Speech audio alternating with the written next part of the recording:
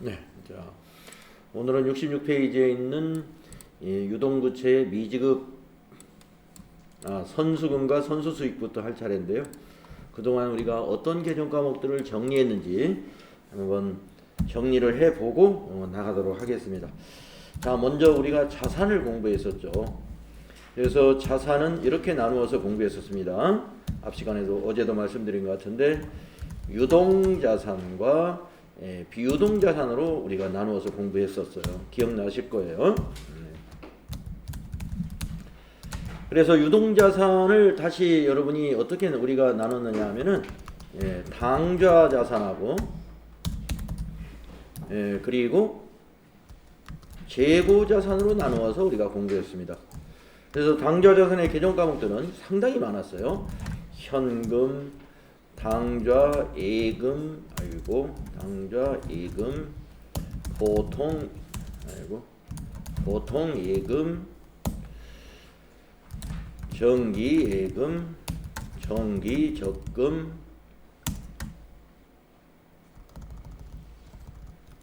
단기 매매 증권, 외상 매출금, 받을 어음, 미수금,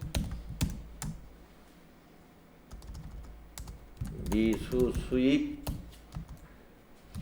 선급금, 선급비용, 가지급금, 단기 대여금.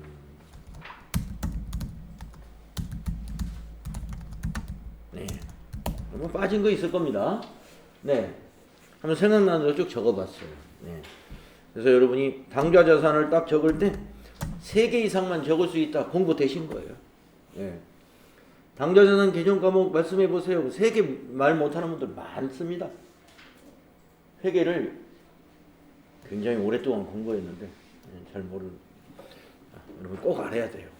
자, 재고자산은 상품, 미착 상품 등이 있었죠. 우리가 도소매업에서는 이 정도, 그리고 이제 소모품도 있을 수 있죠. 소모품.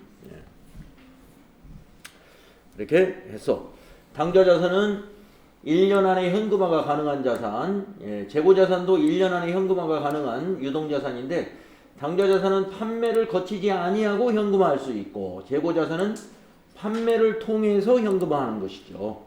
그래서 우리가 재고자산은 판매를 목적으로 보유하고 있는 자산이다. 이렇게 말을 합니다. 자, 그리고 이제 비유동자산은 투자자산, 그리고 유형자산, 그리고 무형자산, 그리고 기타 비유동자산 이렇게 나누어서 공부했단 말이죠. 투자자산은 뭐 공부할 것이 거의 없었어요. 투자를 목적으로 보유하고 있는 금융상품도 해당되고 부동산도 해당이 되죠. 그래서 투자, 부동산 등이 있어요. 그리고 유형자산 하면은 이제 공부할 내용이 상당히 많았었죠. 우리가 영업에 사용할 목적으로 1년 장기간에 걸쳐 사용을 하면서 미래 경제적 효익이 있는 유형의 자산이 유형자산인데 거기에 해당되는 것들이 개정 과목이 뭐가 있었냐면 토지, 건물, 구축물, 차량 운반구, 비품, 건설 중인 자산 이런 것 등이 있었죠. 이게 혹시 다 아닌가요? 네. 그래서 이제 유형자산에 대해서 우리가 공부할 때는 뭐 굉장히 공부할 내용이 많았습니다. 취득원가는 취득 시 들어가는 모든 비용이며 세금까지 포함되는 것이며 그리고 취득 후에 지출을 되는 자본적 지출은 자산처로 이렇게 자산으로 처리해야 되고 수익적 지출은 수선비 비용으로 처리한다 하는 거 하고, 그리고 유형자산을 보유하고 있다가 처분하면 처분하는 회계 처리를 또 해야 되죠. 그럴 때 또 보유하면서 감가상각 처리하는 회계 처리 있죠. 그리고 처분할 때는 감가상각 누계액도 같이 상계를 시키는 그런 처분 시 회계 처리까지 우리가 했습니다. 자, 그다음에 이제 무형자산에서는 이제 물리적 형태가 없다는 것이 유형자산하고 다른 것이고, 무형자산은 물리적 형태가 없기 때문에 추가적인 조건을 좀 갖춰야 된다. 그래서 식별 가능해야 돼요. 어떤 거하고 합쳐져 있으면 안 돼요. 식별 가능해야 되고, 또 그 통제 가능해야 되고, 기업이 통제하고 있어야 되죠. 그리고 이제 미래 경제적 효익이 있어야 된다는 그런 조건들이 있어요. 개정 과목은 영업권이라는 게 있었고요. 산업 재산권이 있었고, 광업권이라는 것도 있었고, 또 개발비라고 하는 이상한 개정 과목도 있었고, 그 다음에 소프트웨어라고 하는 이런 개정 과목들이 무형자산이었습니다. 무형자산의 상각은 유형자산처럼 감가상각이라고 하지 않고, 무형자산은 그냥 상각이라고 하고 직접법으로 상각한다. 감가상각 누계액이라는 차감 개정을 쓰지 않고 자산에서 직접 차감하는 방식으로 상각을 한다는 것이 무형자산이 유형자산과 다른 점 중에 하나였습니다. 자, 기타 비유동자산에 몇 가지가 있었는데 이것만큼은 상당히 중요하다 해서 임차 보증금 정도는 알아야 된다. 기타 비유동자산으로서 임차 보증금이 있습니다. 그 외에 장기 외상매출분, 장기성 받으러 이런 것이 있는데 종류를 아는 정도로 알면 되겠고요. 임차 보증금이 뭔지 여러분 아시죠? 그래서 우리가 이 자산을 유동자산과 비유동자산을 공부하면서 이것과 관련된 부채, 또 이것과 관련된 관련성이 있는 수익, 또 이 자산들을 가지고 공부하다 보면 비용도 나왔었습니다. 그래서 이 부채, 수익, 비용이 이 자산을 공부하면서 언급된 것들이 꽤 많아요. 그래서 이제 뒤에는 상당히 스피드 있게 우리가 수업을 진행할 수 있다는 것입니다. 그래서 이제 자산 마치고 우리가 이제 이어서 공부하는 게 부채를 공부하고 있는데, 부채 빚이잖아요. 그래서 부채는 어떻게 나누느냐? 유동부채와 비유동부채로 우리가 나눠서 공부할 거란 말이에요. 이것도 비유동 부채 이렇게. 그래서 우리가 유동부채라는 것은 뭐예요? 1년 안에 상환해야 할 채무가 유동부채란 말이에요. 1년 안에 갚아야 되는 거예요. 비유동부채는 1년 안에 갚을 일은 없어요. 적어도 1년 이상 상환일이 1년 이상 남아있는 겁니다. 그래서 우리가 유동부채 중에서 제일 먼저 우리가 공부했던 것이 매입 채무라고 했던 외상매입금, 어음을 발행해서 상품을 샀다, 지급음, 이걸 공부했고, 그리고 앞 시간에 끝날 무렵에 이걸 했다는 거죠. 미지급금, 미지급비용. 그래서 미지급금 외상하는 것도 미지급금인데, 미지급금 외상과 외상매입금 외상은 다르다. 외상매입금의 외상은 매입채무니까 재고자산을 매입하고 외상한 것이 외상매입금. 미지급금의 외상은 밖에 식당에 가서 직원들끼리 회식하고 외상하는 거. 이게 미지급금. 컴퓨터나 책상 같은 거, 비품 이런 것들을 구입하고 외상으로 구입한 거. 이게 미지급금. 그렇죠? 그 다음에 미지급 비용. 미지급 비용은 결산 수정분계에서 사용하는 것이 보통이라고 그랬죠? 그래서 이제 제가 예를 들은 것이, 미지급 비용은 임차료 같은 것을 후불로 매월 지급을 한다든가 했는데 이달치를 다음 달 5일이나 10일 날 지급한다. 이런 경우에 마지막 12월 달은 항상 미지급 비용이 발생할 수밖에 없다. 그게 미지급 비용이다. 네, 그렇게 해서 여러분이 이해를 했고요. 오늘은 또 계속해서 유동부채 나머지 개정 과목들을 알아보도록 하겠습니다. 자, 선수금과 선수수익. 네, 앞에 선수가 두 개정 과목이 같기 때문에 이걸 같이 쌍으로 지금 설명을 하고 있는 거예요. 선수금 하면 계약금입니다. 네, 여러분 우리가 자산 배울 때 계약금 성격이 있는 것이 이게 있었잖아요. 선급금. 유동자산에 선급금이 있었다면은 유동부채에는 선수금이 있습니다. 이런 얘기예요. 유동부채에는 선수금이 있습니다. 수금이 뭔지 아시잖아요. 돈을 받는 겁니다. 미리 받았다는 거예요. 미리. 그건 뭐예요? 계약금을 받은 거죠. 계약금. 자, 그래서 밑에 한번 예제를 우리 책에서 뭐라고 설명했는가 볼까요? 선수금. 상품을 판매함에 있어서 이를 판매하기 이전에 계약금 성격으로 그 대금의 일부 또는 전부를 미리 수취한 금액은 해당 상품이나 제품을 판매할 때까지는 선수금으로 기록해야 된다. 그러니까 상품이나 제품을 판매할 때까지라는 게 뭐예요? 매입자에게 인도하기 전까지는 선수금이다 이거죠. 돈을 미리 받았으니까. 예. 그러니까 상품이나 제품을 인도해주기 전에 미리 받은 건 다 선수금으로 회계 처리하면 된다는 것입니다. 그래서 선수금 개념 과목 많이 쓰겠죠. 즉 그 거래에 따르는 수익이 계상될 때까지. 이게 수익이 뭐예요? 상품 매출. 상품 매출은 언제 계상되나. 여러분 여기 계상이라는 말 일상에서는 별로 안 쓰죠. 계산한다는 말을 쓰죠. 계산. 네가 좀 계산 좀 해라. 친구들끼리 돈 내라는 거죠. 계산.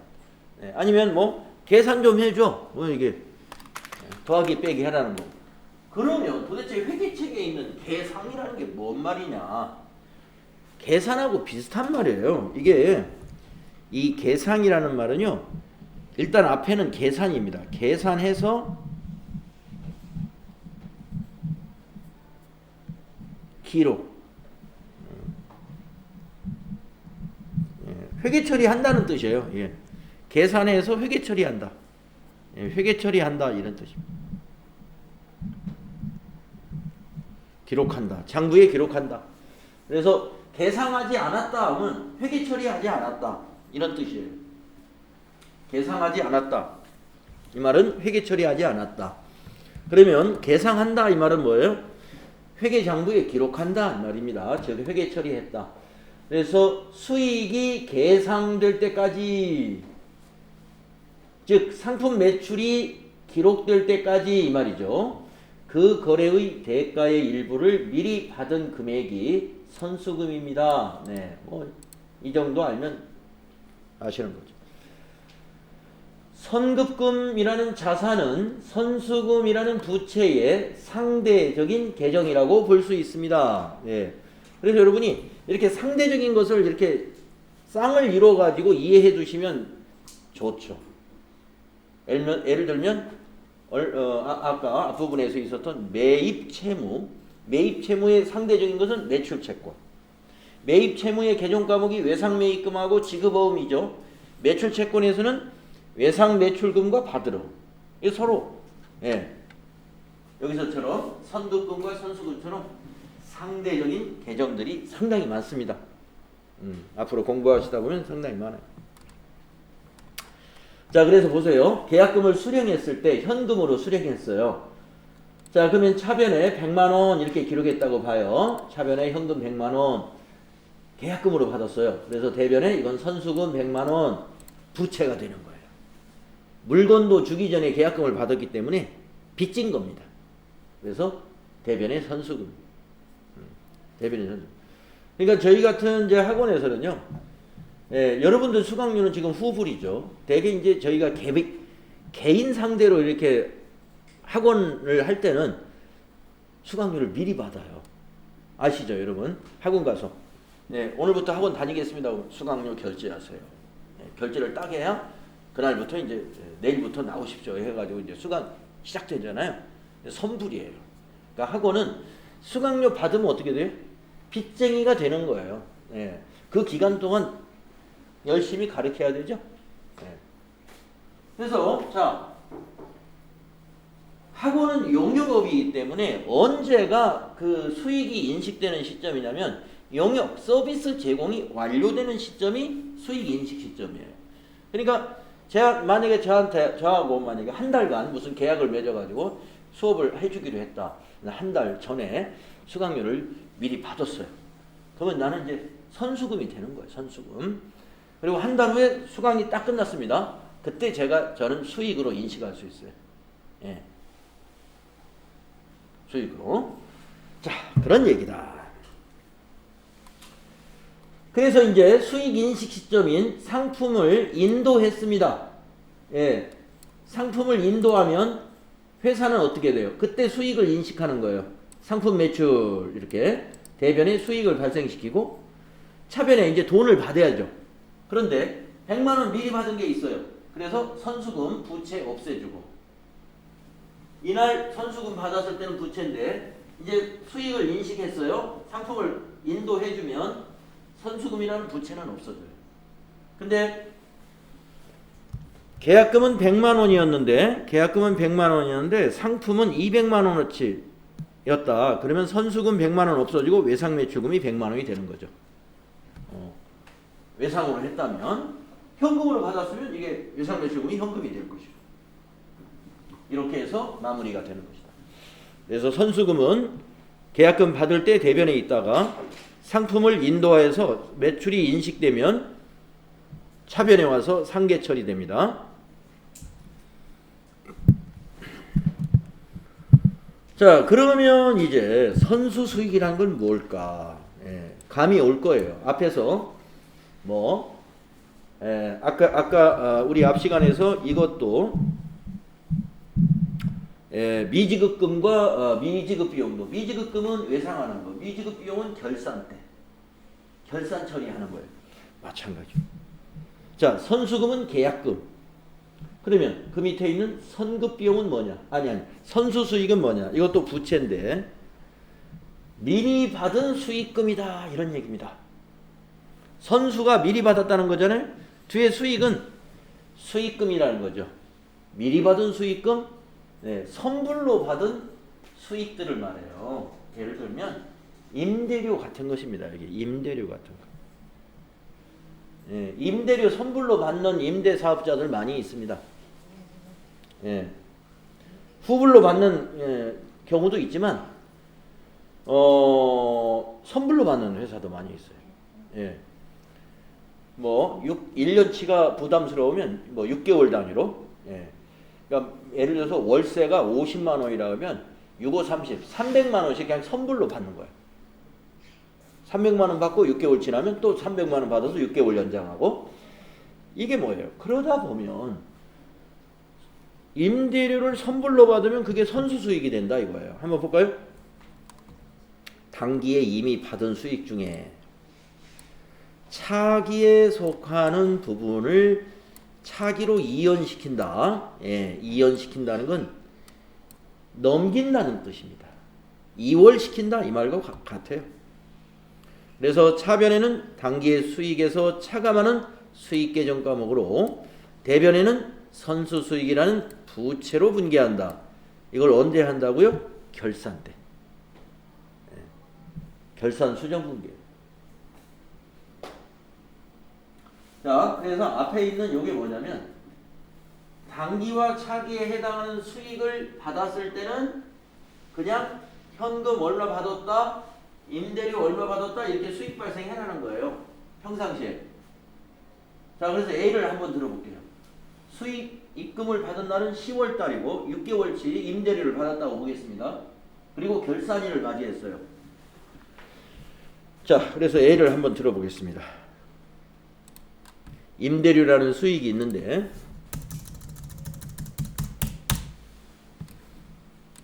예를 들어서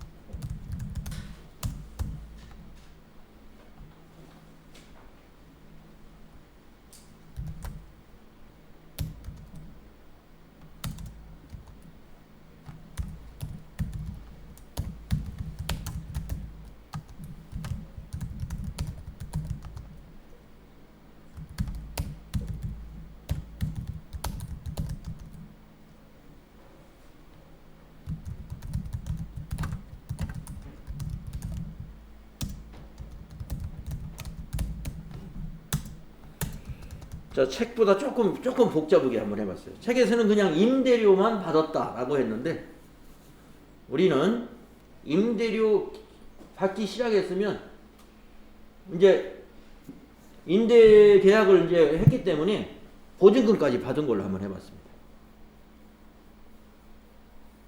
자, 2020년 10월 1일이고요. 본사 건물에 101호 사무실이 비어 있어요. 그래서 101호 사무실을 2천 상사에다가 3년간 임대하기로 하고 6개월분 임대료 600만 원과 임대보증금 5천만 원을 보통예금으로 받았습니다. 자, 분개 한번 해봅시다. 차변에 와야 될 개정 과목은 구동현 씨, 차변에 와야 될 건 뭘까요? 개정 과목이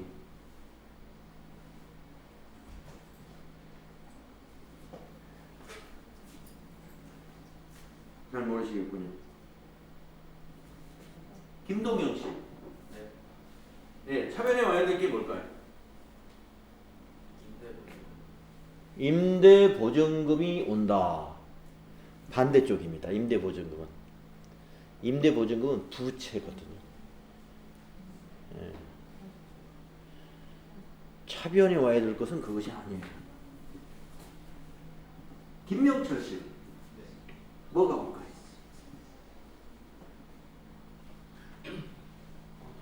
그렇죠. 네. 보통 예금이라는 자산이 증가하잖아요. 받았으니까. 그래서 차변에 오는 것은 여기선 자산 증가 5,600만 원 되겠습니다. 대변 한번 물어볼게요. 대변이 두 가지입니다.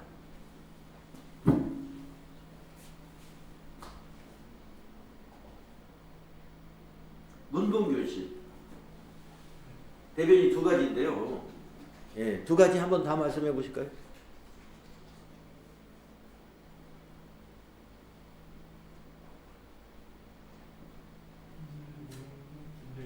임대료요? 예, 임대료 있습니다. 임대료, 이게 임대료가 수익 발생. 수익 발생. 임대료가 600만 원 들어오죠. 600만 원 수익이 발생했죠. 그리고 또 하나는요.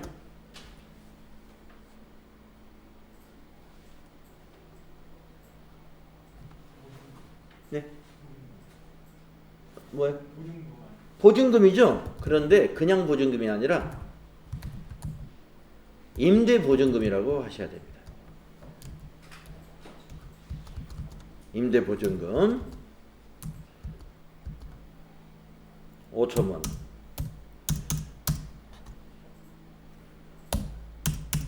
그러면 임대보증금은 수익 발생입니까? 자, 임대료는 월세니까 우리 겁니다. 저건 돌려줄 일이 없어요. 근데 임대보증금은 3년 후에 2천 상사한테 돌려줘야 됩니다. 그래서 이거는 임대보증금은 뭘까요? 돌려줘야 되니까. 네, 그렇습니다. 우리가 비유동 부채. 왜냐? 3년 후에 돌려주는 거니까 비유동 부채죠.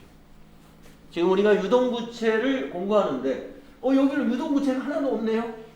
이제 이걸 10월 1일 날 이런 일이 있었다라고 하고 결산일을 맞이해서 우리가 뭘 해야 되느냐? 이때 유동 부채가 나타납니다.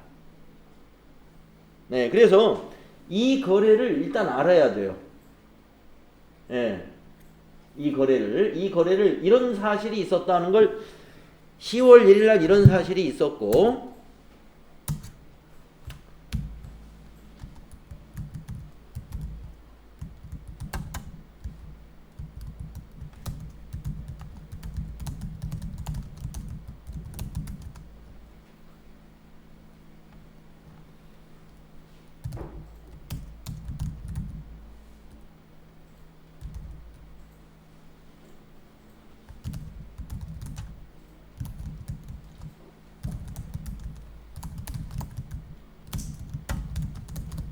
이 작업을 결산 때 해야 돼요. 무슨 작업이냐? 결산일을 맞이해가지고 우리 본사 건물이 빈 사무실이 많아가지고 여기저기 임대를 내줬는데 그 중에 지금 다른 회사도 다 하는 거예요. 근데 이천상사 하나만 있다고 가정하고 우리가 받아놓은 임대료 중에 기간 미경과분이 있느냐 이걸 찾아서 수정분기하라 이거예요. 왜 그러느냐? 이걸 임대료 수익 600만 원을 잡아놓으면 이 600만 원이 2020년도 수익금으로 잡히겠죠. 예.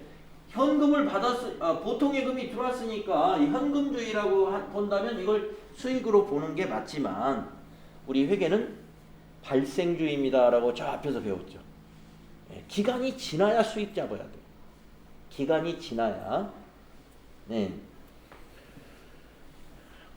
따라서 어떻게 하느냐? 차변에 임대료가 수익인데 차변에 적었으니 이건 뭐예요? 수익 취소입니다. 수익을 취소시켜요. 결산 때. 예. 얼마를 취소시켜야 될까? 박승배 씨. 네. 얼마를 취소시켜야 될까요? 400이요. 400이요? 네. 미경과가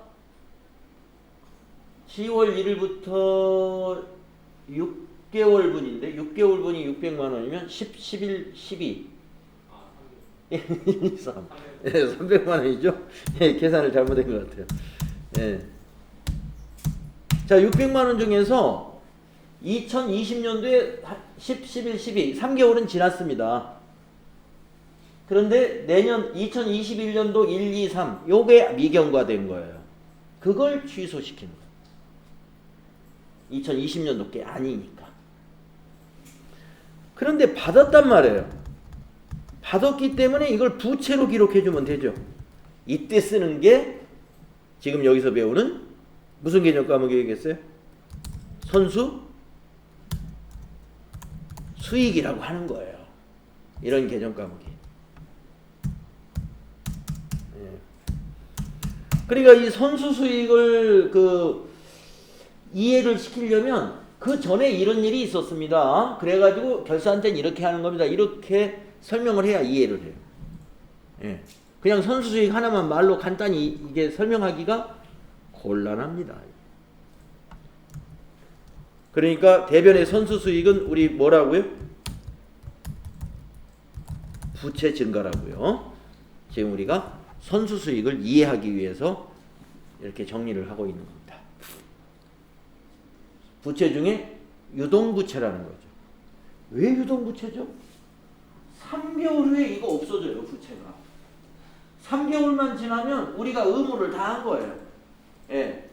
2021년 3월 말일이 되면 이제 300만 원 우리 거 되는 거예요. 확실히. 우리 거 확실히 되는 거예요. 발생주의에 의해서도. 그러면 이제 그때 선수수익 차변에 오고 대변에 임대료 해가지고 2021년도 임대료 수익으로 요게 위치가 서로 바뀌어요. 3월 말일날 2021년도 3월 말일날 부채 없어지고 임대료가 절로 가서 2021년도 300만 원 임대료 수익으로 잡힌다. 이런 말씀입니다.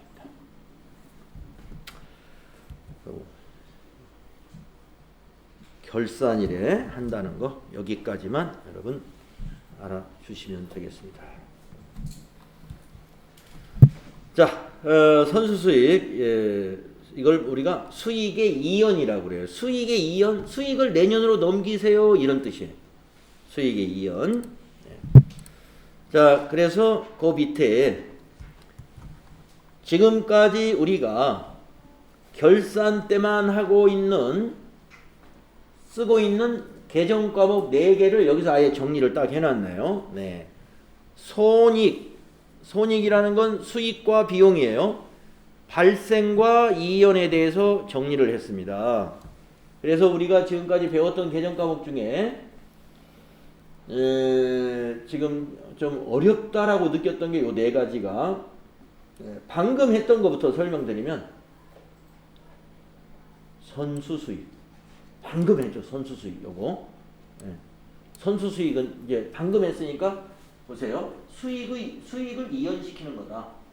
선수 수익에 해당되는 개정 과목 내용들이 뭐냐? 선수 임대료, 선수 이자, 선수 수수료 이런 수익을 내년으로 넘길 때 선수 수익 부채로 기록한다. 자, 그리고 요 앞 시간에서 배웠던 미지급 비용 이것도 부채죠. 예, 미지급 비용 바로 요 앞 페이지에서 미지급 비용 배웠습니다. 미지급 비용. 그래서 후불로 임차료를 후불로 주는 경우에 이런 일이 발생할 수 있다. 미지급 임차료, 이자, 미지급 이자, 미지급 수수료. 이것도 유동부채. 그래서 우리가 부채 배울 때 지금 미지급 비용과 선수 수익을 배웠는데 미지급 비용이라는 것은 비용을 발생시키는 거고요. 미수 수익이라는 선수 수익이라는 것은 수익을 이연시키는 거예요. 그러면 차이점이 뭐냐? 차이점 하나 알려드리면요. 이연시킬 때는 개정 과목이 선자 돌림이에요. 선자 돌림. 그런데 발생시킬 때는 개정 과목이 미자 돌림이에요. 예. 시험에 대비하는 분들은 선생님 너무 헷갈려요. 그러면은 제가 이렇게 외우라고 그래요. 이연은 선자 돌림이자 선자 돌림 이연선. 발생은 미자 돌림이니까 발생미. 예. 발생은 미자 돌림 개정 과목 아니면 그 절대 답이 아닙니다. 제가 그래요. 네. 자, 이연은 선자 돌림 개정 과목 아니면 절대 답이 아니에요. 선자 돌림으로 가야 돼요. 이연선 발생미. 시험 문제 풀 때는 이렇게 외워서라도 헷갈리지 말고 답을 콕 찍어야 됩니다. 자, 우리가 당좌자산에서 배울 때 미수수익하고 선급비용 배웠어요. 이게 당좌자산이에요. 이 두 개가. 요거 미수수익 당좌자산에서 배웠죠. 여기 선급비용도 당좌자산에서 배웠습니다. 그러니까 요거는 자산, 요것도 자산. 요 두 개가 부채였죠. 이 부채를 지금 배우고 있는 것이고요. 네. 자산은 당좌자산에서 두 건을 배웠었습니다. 여기서도 마찬가지잖아요. 자산에서도 수익의 발생 미자 돌림. 발생미. 발생은 미자 돌림. 근데 수익이니까 수익으로 끝나요. 수익의 발생에 관련되는 개정 과목은 했는데 미수 비용 이런 거 안 되잖아요. 미수 수익이지 당연히. 왜 미자냐? 발생은 미자니까. 미수 수익. 자, 비용이 이연. 이연선. 네, 이연은 선자 돌림. 비용이네요. 그러니까 선급 비용. 이렇게 그냥 외워버리는 수도 있습니다. 자, 근데 하여튼 우리가 이론 문제에서 막 이런 거 저런 걸 물어볼 수가 있어요. 이제 그걸 여러분 잘 정리해 두시라고 이렇게 중간 중간에 이게 정리를 해놨습니다. 자, 다음 당좌 우리 유동부채 예수금이라는 거 한번 알아볼까요? 예수금, 유동부채 예수금은 뭐냐? 일시적으로 잠시 보관하고 있는 성격으로, 그러니까 남의 돈을 일시적으로 보관하고 있는 거예요. 회사 돈 같으면 일시적으로 보관할 리가 없겠죠. 남의 돈입니다. 일시적으로 잠시 보관하고 있는 성격으로 급여 지급 시 공제액, 소득세, 지방소득세, 그 다음에 사회보험료 같은 거 있죠. 네. 건강보험료 이런 거요. 네. 그래서 오늘 건강관리공단에서 공문이 왔어요. 우편물이 하나 왔어요. 뜯어봤더니 우리 이제 부원장이 이제 해당이 되는데 건강보험료 3, 4, 5, 3개월간 30% 할인해 준다고. 코로나 때문에 이렇게 아마 건강보험료 직장인들 다 할인해 주는 모양이에요. 그래서 5만 얼마부터 8만 얼마까지는 30%, 5만 얼마 이하는 50% 할인해 준대요. 그러니까 이제 5만 원, 예를 들어서 5만 원 월 건강보험료 5만 원 내는 사람은 이제 3, 4, 5월 달 거는 4월, 5월, 6월 달에 이제 내니까 건강보험료를 절반만 내도 된다는 거죠. 절반만. 좀 많이 내는 사람은 30% 할인해 주니까 70%만 내면 되고. 네. 자, 그래서 지금 뭐 저희 학원 같으면은 저희 학원은 그렇게 큰 충격은 없습니다. 근데 아마 이 충격을 많이 받는 사업자들이 많이 있는가 봐요. 예. 예, 그런 경우는 정말 돈이 필요하죠. 그래서 하여튼 고마운 소식들이에요. 그런 걸 보면은. 자, 그 다음에, 자, 그래서 이 사회보험 하면은요, 건강보험료, 고용보험료, 산재보험료, 근데 산재보험료는 여기 해당이 없습니다. 예, 건강보험료, 고용보험료, 그 다음에 하나가 뭐죠? 국민연금. 그걸 우리가 급여를 지급할 때 근로자에게 공제하는 게 이 세 가지예요. 보험료 세 가지. 건강보험료, 고용보험료, 국민연금. 그 세 가지입니다. 근데 이 산재보험료는 왜 공제 안 하냐면 산재보험료는 근로자가 하나도 내지 않습니다. 사업자가 다 내는 거예요. 그걸. 산재보험료. 그래서 근로자는 산재보험료를 공제하는 게 아닙니다. 자, 그 다음에 소득세하고 지방소득세. 이런 것을 떼있죠. 소득세하고 지방소득세. 그 다음에 4대 보험 중에 세 가지. 이것을 공제해가지고 회사가 잠시 보관합니다. 언제 보관하느냐. 만약에 오늘 4월 29일이 봉급날이다. 이날이 이제 우리 회사는 매월 29일이 급여 받는 날이에요. 그러면은 4월 29일 날 급여를 이 공제액을 회사가 공제하고 있다가 5월 10일 날 다음 달 10일이죠. 5월 10일. 네, 일요일이네요. 일요일이면 그 다음 날까지. 5월 11일 날. 10일 날이 휴일이면 그 평일 날로 하루 연기됩니다. 이때까지 어떻게 해요? 건강보험료는 건강보험공단에, 고용보험료, 산재보험료 이런 것은 근로복지관리공단에, 소득세는 이천세무서에, 지방소득세는 이천시청에 납부해야 됩니다. 예. 그러니까 요 기간이 11일밖에 안 되잖아요. 예. 잠시 일시적으로 이렇게 보관을 하는 돈을 우리는 예수금으로 회사는 회계 처리해요. 그러면 돈 납부할 때는 예수금이 차변에 오죠. 네, 보세요. 자, 이 사람에게 급여를 줍니다. 자, 급여 500만 원을 준다고 봐요. 500만 원. 그런데 이것저것 떼는 거 보니까 50만 원이 떼졌어요. 그러면 여기 예수금이 50만 원. 그러면 통장에 넣어주는 건 얼마나 줘요? 450만 원. 아시겠죠? 회사에 500만 원 비용 발생했어요. 급여 비용이에요. 판매관리비 비용. 대변에 보통예금 450. 우리 회사 통장에서 450에서 인출해줬어요. 예수금 50. 예, 4월 29일 날 이렇게 예수금이 발생합니다. 그랬다가 그 다음 달 10일 날 납부를 합니다. 납부를 하면 10일 날 다 납부해요. 예, 아까 말씀드린 대로 소득세, 지방소득세, 건강보험료, 산재보험료, 고용보험료, 국민연금 다 10일 날 납부하는 날이에요. 빠집니다. 빠져나가는데, 자, 복리후생비는 그럼 뭐냐? 50만 원만 납부하는 게 아니고 50만 원만 납부하는 게 현금으로 이제 납부했다는 거예요. 예, 보통 회사는 보통예금에서 이체를 시키죠. 자동이체. 자, 아무튼 현금을 100만 원 나갈 수가 있습니다. 현금 100만 원. 왜 그러냐면, 자, 근로자한테 공제해 놓은 거 50만 원 있죠? 그건 예수금, 부채 감소. 나머지는 회사 부담.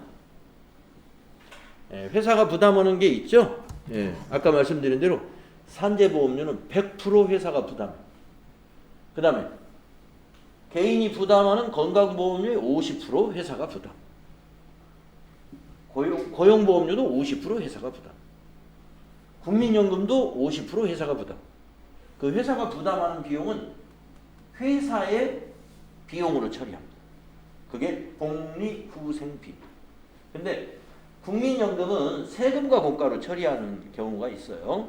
그러니까 여기는 뭐 세금과 공과를 국민연금은 빠졌다고 보시면 돼요. 그러니까 복리후생비로 들어가는 회사 부담금은 건강보험료, 그 다음에 고용보험료, 산재보험료가 복리후생비로 처리되고 국민연금은 세금과 공과로 회계 처리하더라.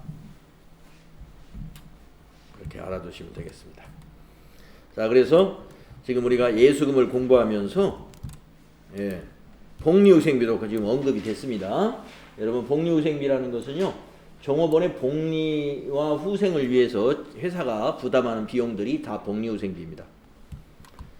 자, 예수금이 어떻게 생겼다가 어떻게 없어지는지, 납부할 때 없어집니다. 차변에 와서. 그거 알아두시고요. 그 다음에 단기 차입금.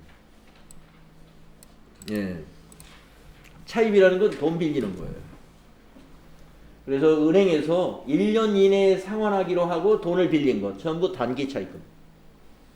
그래서 은행에서 차입할 때 자, 대변의 단기 차입금 부채 증가하죠?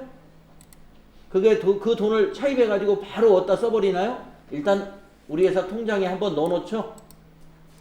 그래서 차변의 보통예금.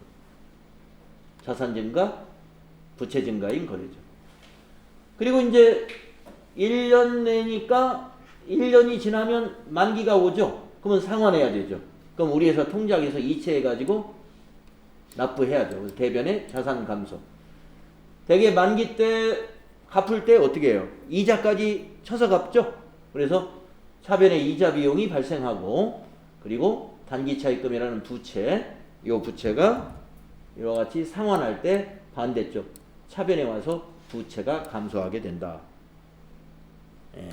요 이자까지 포함해서 대변에는 보통예금이 만약에 단기 차입금이 10원이고 이자 비용이 1원이다. 그러면 대변의 보통예금은 11원이 되는 거죠. 단기 차입금이 이렇게 생겼다가 상환할 때 차변에 와서 이렇게 없어진다. 알아두시면 되겠습니다.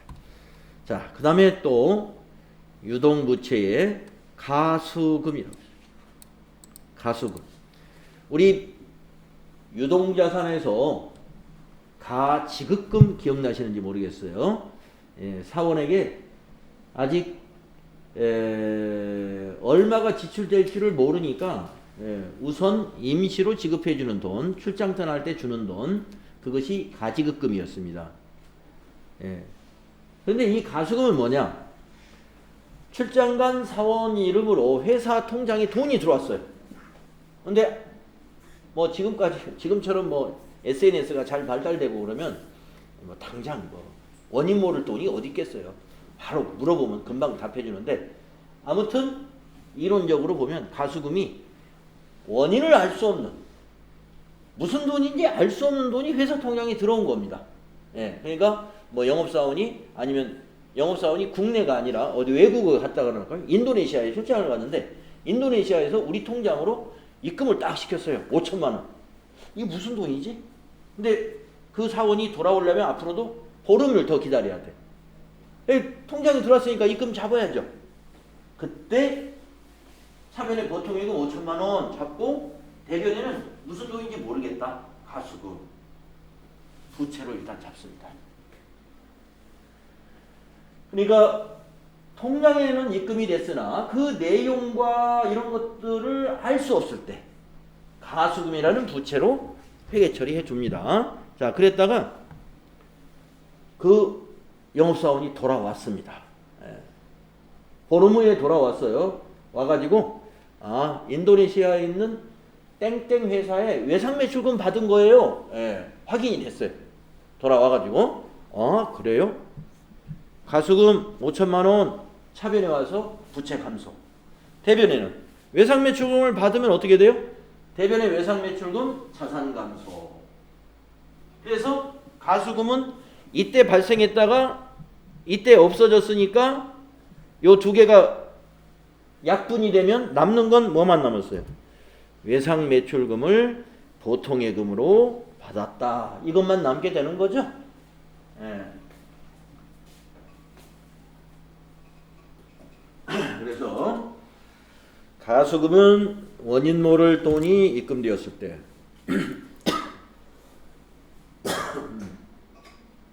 네. 그리고 그것이 판명되면 차변에 와서 없어진다는 거 알고 계시면 되겠습니다. 자, 가수금까지 알아봤고요. 유동성 장기부채, 예, 여기가 유동부채의 마지막입니다. 네. 자, 유동성 장기부채도 결산 때 사용하는 개정과목이다. 결산 때 쓰는 개정과목이에요. 자, 무엇이냐? 장기는 장기인데 원래는 장기부채예요. 그런데 세월이 흘러가잖아요. 네, 우리가 그 빚이 있는 사람 입장에서, 저도 옛날에는 참 빚이 많았을 때가 있었는데, 빚이 있는 사람 입장에서는 만기일이 제발 좀 안 돌아왔으면 좋겠어요. 세월이 딱 멈췄으면 좋겠는데 자꾸 다가오죠. 자, 흘러가게 돼 있어요. 그러면 언제예요? 유동성으로 변한다 이거예요. 자, 볼까요?